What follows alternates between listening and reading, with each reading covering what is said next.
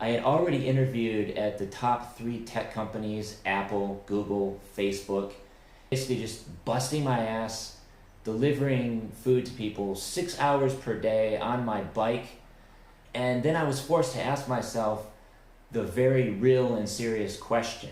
Do I want to wind up on the streets like these poor people living hand to mouth? So my answer was an emphatic hell no. I bought a one-way ticket to Bali, Indonesia. I had about $1,500 in my bank account at the time, almost zero savings, but it didn't matter. I was going all in. Greetings from Koh Samui. As you can see outside, it's a little bit rainy today. I've got my laptop set up right here, and I just want to go through this story and share more details because I think it will be very inspiring for a lot of the people that are watching my channel and watching my videos, I should say, and want to make a similar lifestyle change, right? So I'm going to take you back to late 2019 when I was living in Austin, Texas, where I had spent, I lived there for about 6 or 7 years.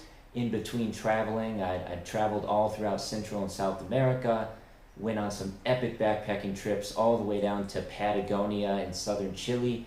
And as a photographer, this was just paradise. I was living my dream.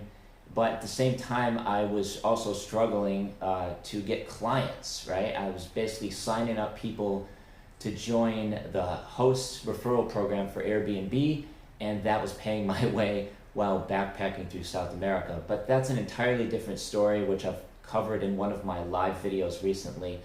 So we have to roll back the clock 4 years ago. Here I am living in Austin, stuck on the corporate hamster wheel, and sort of miserable with my life, if I'm being honest.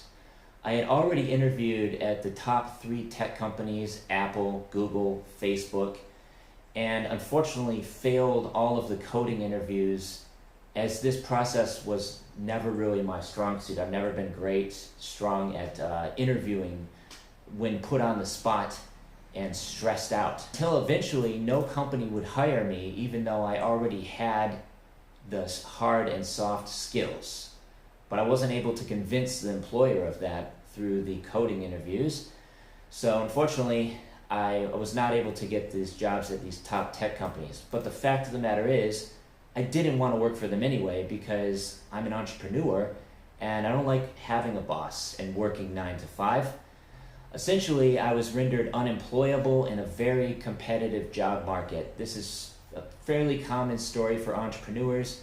They just sort of edge their way out of the job market, and it's very difficult to find gainful employment because they're either, smarter than the average bear, or, they have the skills, but they're not able to communicate that properly to an employer. And ultimately, they just want to launch their own business, do their own thing, which I'm sure many of the people watching this channel can relate to.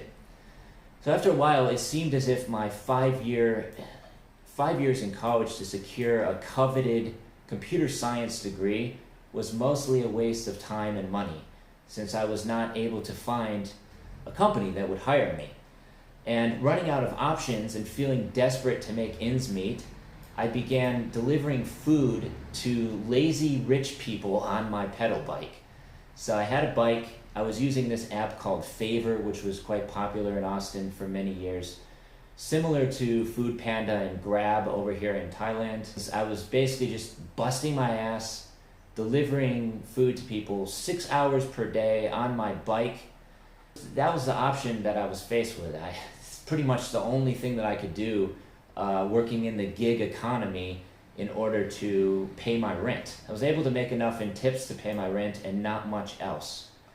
So at the same time, I was starting to notice that the cost of living to maintain the same quality of life from a few years prior was going up really fast in Austin. And I'd walk around downtown, I'd see down and out homeless people camping in tents, lining the sidewalks, and the situation was bad and clearly getting worse. And the city mayor was incompetently letting it happen. So he was just letting them fall by the wayside. And it was an eyesore to the city. I felt really bad for the people that were, homeless and down and out. And then I was forced to ask myself, the very real and serious question. Do I want to wind up on the streets like these poor people living hand to mouth? That was not the future. That was not the path that I wanted to head towards, right? So my answer was an emphatic hell no. I did not want to end up on the streets like these homeless people. So I made the only real logical decision in my mind at the time, and I bought a one-way ticket to Bali, Indonesia. So, I saw this place as an up-and-coming destination for digital nomads, remote workers, online entrepreneurs, and I just bought that one-way ticket to freedom, if you will. I had about $1,500 in my bank account at the time from a few photography clients that I had lined up shortly before leaving. Almost zero savings, but it didn't matter. I was going all in. It was my dream for many years to visit this exotic destination of Bali that was quickly becoming, like I said, a hotspot for digital nomads and people doing interesting things. So at the time, luckily, I had already arranged a luxury villa that was lined up free and clear in exchange for photography and marketing. This is something that I was doing for many years in Central and South America. I was basically just staying at luxury resorts for free by offering a valuable skill, in this case, photography and marketing, which involved sending cold emails to sales and marketing managers and general managers and that sort of thing. And it's something that I've done over here in Thailand as well, but not so much anymore now that the pandemic is behind us and the situation is getting better. But something that I can still continue to do because I have a very large following on Facebook, to a certain extent Instagram, and now this YouTube channel as well. If anyone's interested in more details about that, drop a comment down below. I'd be happy to share more information. But yeah, I was certain everything was going to work out for the better. Come hell or high water, I was going to make it work. And I've always been very persistent. Most entrepreneurs are. And you just can't give up. That's the number one shortcut to success. Then a few months later, the dystopian pandemic completely shut down world travel. Luckily, I had already arrived in Phuket, the largest island in Thailand. This was a few months prior to the shit hitting the fan and, just completely cut off. All the borders were closed. There wasn't really much I could do. For a little while in Thailand, they actually had a immigration policy. It was basically you didn't have to go to immigration to get the stamp because they were trying to curb the spread of the virus. So that's something I took advantage of, and many people did. So at that point, I was again forced to make another hard decision. Do I stay in Thailand, wait it out, and keep the dream alive? Or go back to America and get stuck back into the rat race, miserable with the direction of my life? To me at the time, the answer was relatively obvious, but I would look around, I'd see most of my friends were getting cold feet, and living abroad in a foreign country with an uncertain future during a world pandemic was obviously not all that appealing to them. And I understood their fears, but I refused to give up on my goals and run back home to mommy with my tail between my legs like a lost puppy. That was my mindset at the time, and it still is to a certain extent. So no way, I was going to stick it out for the long run or die trying.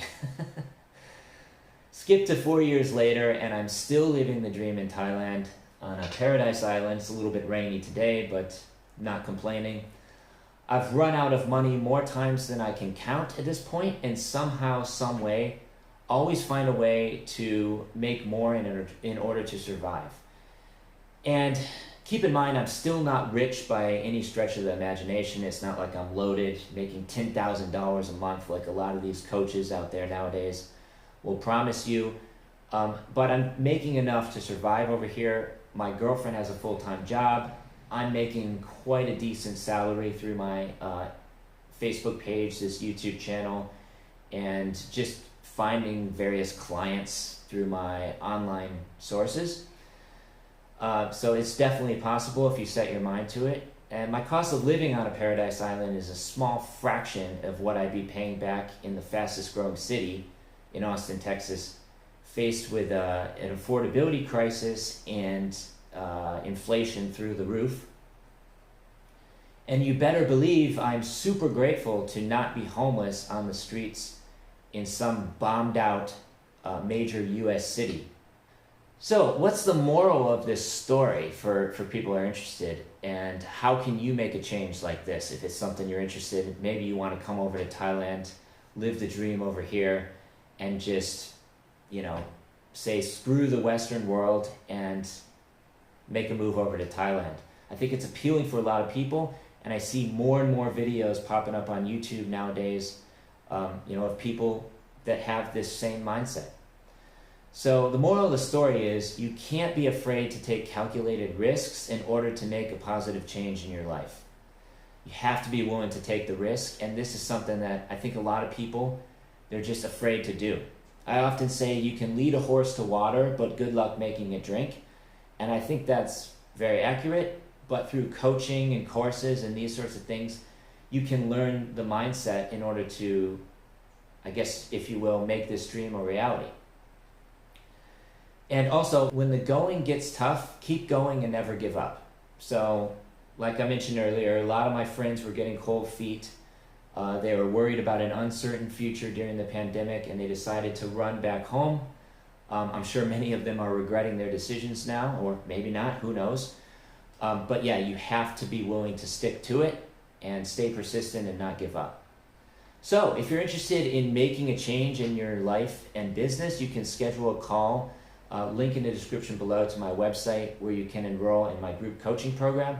I also have a Facebook group with about 13,000 members in it, mostly digital nomads and remote workers all over the world. And yeah, I wish you the best of luck, and hope to see you over here in Thailand real soon. Let me know if you're visiting Koh Samui. We can grab a coffee and have a conversation. With that being said, take care, stay safe. Peace from Koh Samui.